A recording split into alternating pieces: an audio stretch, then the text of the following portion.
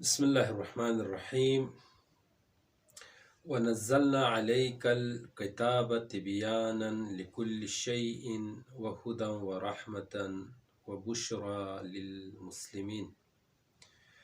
قرآن کریم اللہ کی طرف سے کس طرح کی کتاب ہے؟ قرآن کی خصوصیات کیا ہے؟ بہت ساری خصوصیات قرآن مجید کی قرآن میں اور احادیث معصومین علیہم السلام میں بیان ہوئی ہے۔ آپ کو پتہ ہے کہ دنیا میں کتابیں بہت زیادہ ہے، تصنیفات، تالیفات، تحریرات بہت زیادہ ہے۔ انسان کے افکار، انسان کے تخیلات بعض اوقات الفاظ کی شکل میں، ہنر کی شکل میں، افعال اور کردار کی شکل میں باہر نکل آتے ہیں۔ تو انسان کے الفاظ، انسان کے کردار، رفتار در واقع انسان کے افکار اور خیالات اور تخیلات کے ترجمان ہے۔ تو اس اعتبار سے فکر جو الفاظ کی شکل میں ہے، جو کلام اور گفتگو کی شکل میں ہے، دنیا میں بہت زیادہ ہے۔ خیالات، تخیلات، آراء، مفہومات، مفاہیم دنیا میں بہت زیادہ ہے۔ تو جس طرح سے یہ مفاہیم اور تخیلات الفاظ کی شکل میں، کلام اور گفتگو جملے کی شکل میں دنیا میں انسانی معاشرے میں ہے، انہی میں آپ دیکھتے ہیں کہ تحریرات کی شکل میں، مکتوبات کی شکل میں، تصنیفات اور کتابوں کی شکل میں بہت ساری کتابیں، بہت سارے مقالے، تحریرات انسانی معاشرے میں موجود ہیں۔ ان میں ایک کلام الہی ہے، اللہ کی گفتگو ہے، اللہ کی یہ باتیں جس کو ہم کلام اللہ سے اور قرآن کریم سے، قرآن الہی سے تعبیر کرتے ہیں، ایک کلام الہی اور قرآن مجید ہے۔ کچھ خصوصیات اس کلام کی ہے جو اس کلام کو ممتاز کر دیتی ہے، باقی کلام سے جدا کر دیتی ہے، باقی گفتگو اور تحریرات سے۔ اس طرح کی خصوصیات کسی اور کلام کے لیے نہیں ہیں۔ ان میں ایک جامع ہونا ہے۔ قرآن کتاب جامع ہے، کتاب کامل ہے۔ کس اعتبار سے قرآن جامع ہے؟ چند جہتوں سے قرآن جامع ہے۔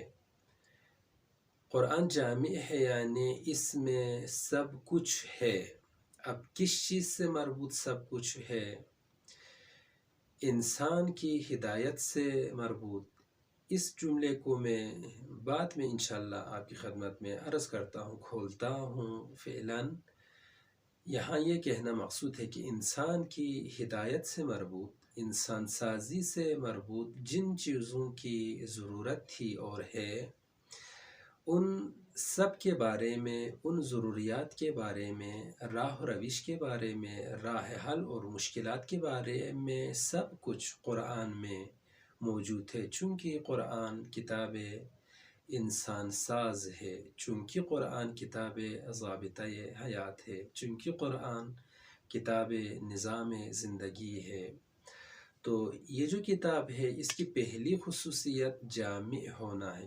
کتاب جامع ہے۔ دنیا میں آپ کو کوئی ایسی کتاب نہیں مل سکتی، کوئی ایسا کلام نہیں مل سکتا جو اس طرح سے جامع ہو۔ قرآن کا جامع ہونا دو چار جہتوں سے ہے۔ پہلی جہت یہ ہے کہ قرآن اگر جامع ہے تو افراد کے اعتبار سے ہے۔ آپ کو پتہ ہے کہ معاشرے میں افراد مختلف قسم کے لوگ رہتے ہیں۔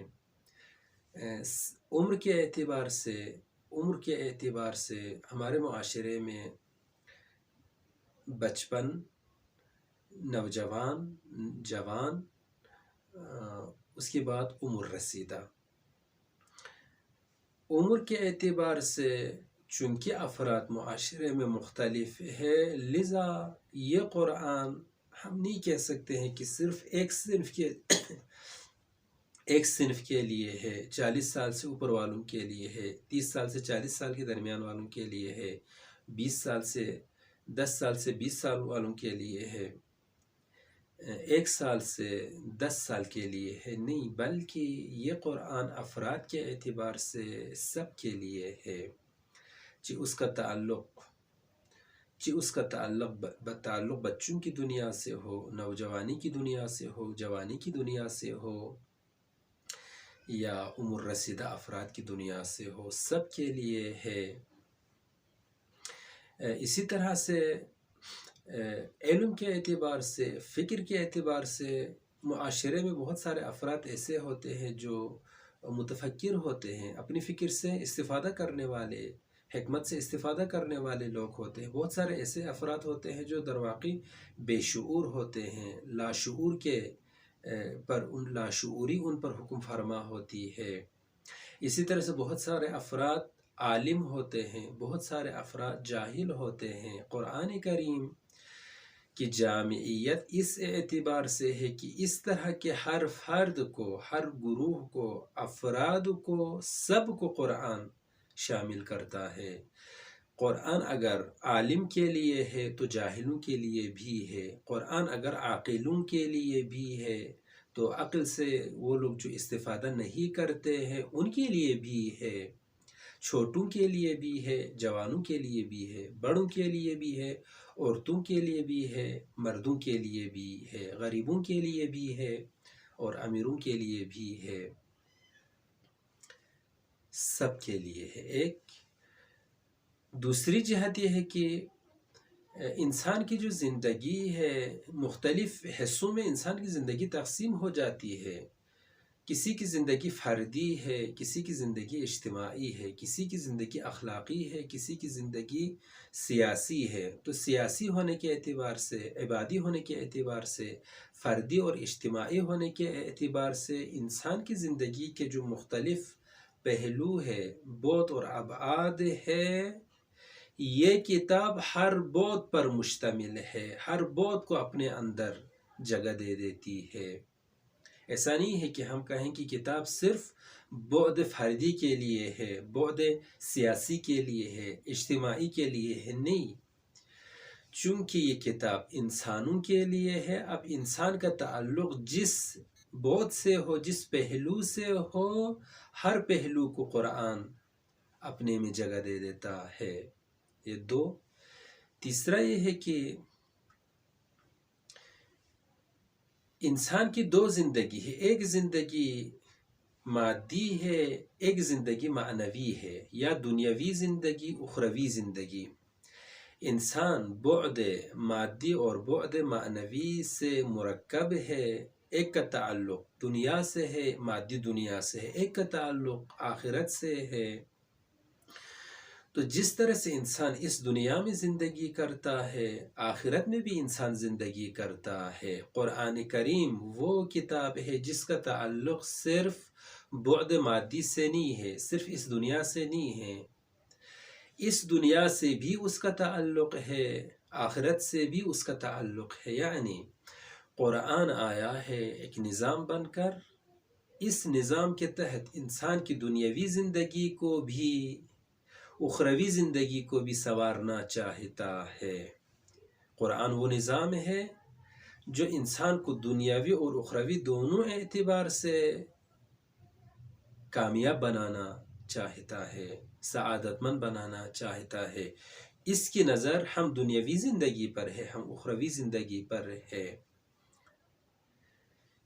چوتھی جہت جو ہے، چوتھی جہت قرآن میں جو محتوا ہے، جو مضمون ہے، قرآن میں جو موضوعات ہے، جو معارف ہے، وہ معارف ایک پہلو پر مشتمل نہیں ہے، چونکہ معارف قرآن یعنی دین، قرآن یعنی معارف دین، قرآن یعنی نظام زندگی، اور اس نظام زندگی یعنی نظام دین۔ نظام دین میں بعض اوقات اصول کی بحث ہے، بعض اوقات فروع کی بحث ہے، بعض اوقات اخلاق کی بحث ہے۔ بنابراین جہاں انسان کو احکام کی بھی ضرورت پڑتی ہے، اخلاق کی بھی ضرورت پڑتی ہے، عقائد کی بھی ضرورت پڑتی ہے۔ تو قرآن وہ نظام ہے جس کی نگاہ صرف احکام پر نہیں ہے، صرف اخلاق پر نہیں ہے، صرف عقائد پر نہیں ہے، بلکہ عقائد بھی انسان کی زندگی کے لیے ضروری ہے، اخلاق بھی ضروری ہے، احکام بھی ضروری ہے۔ تو ہر موضوع پر قرآن مشتمل ہے، مبتنی ہے۔ بنابراین افراد کے اعتبار سے، زندگی فردی اور اجتماعی کے اعتبار سے، دنیا اور آخرت کے اعتبار سے، اور مضامین کے اعتبار سے، ان تمام جہتوں سے، اعتبارات سے قرآن کریم ایک جامع کتاب ہے جس کی طرح کوئی دوسری کتاب نہیں ہے۔